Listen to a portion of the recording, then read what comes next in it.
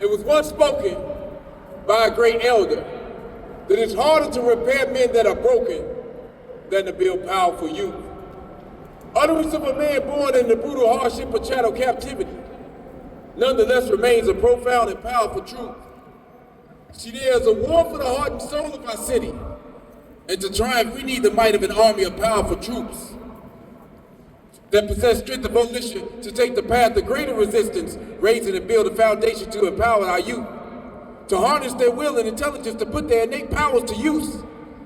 And to fail to embark on such a glorious undertaking, well, that would be like turning our backs to the future and allowing the vicious cycle of history to repeat itself, taking us back in time like in the movie Back to the Future.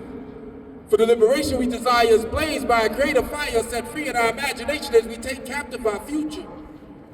Not locked in, but locked in. Focused on our endeavor to enriching our existence by a mascot in the treasure, see the legends of old, about cities of gold and fountains of youth, really speak of greatness in immaterial spaces, not merely geographical places. So when it speaks of the kingdom of heaven being amongst you, it alludes to the fact that the hidden unseen has a higher valuation. In this matrix, we are the movers and shakers of our own fate, generating wealth for our future generations, not waiting but taking our stake in our birthright, like the story of Jacob, whose DNA makeup had the making of many nations. See our greatness, we embrace it. So in the face of tribulation, we don't fret, but instead we brave it, refusing to be intimidated because we know that through it we grow to reach the fullness of our creation. Inundated with an anointing in which we are graced with, the purpose for which we've been birthed with, to be beacons and demonstrate what the true wealth of the earth is, to be both light and salt of the world, to preserve it consistently, conducting our business like merchants, but not for the sake of exploitation, but to be custodians and caretakers of nature in which we are servants, standing on our square like carpenters and architects that build, still with a genuine inclination to heal like a surgeon,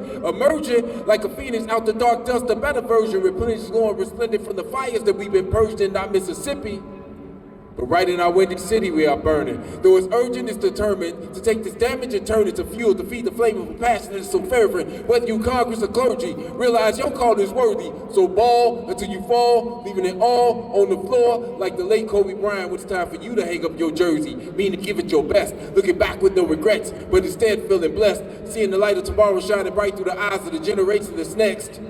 Whether you're here to the teachings of the Buddha, Muhammad, or Jesus, or rock with the agnostics or simply a non-believer, I believe that this is something that we can all come to agree with. That though the world may be ugly, there's still beauty that resides. You just have to open the eyes of your heart to perceive it. For the true measure of a leader is not to attain stature of an elitist, but to do the most being the least. So when your time comes to cease to exist, posterity will subsist, living in a greater world than what you inherited once you leave it. That's my time.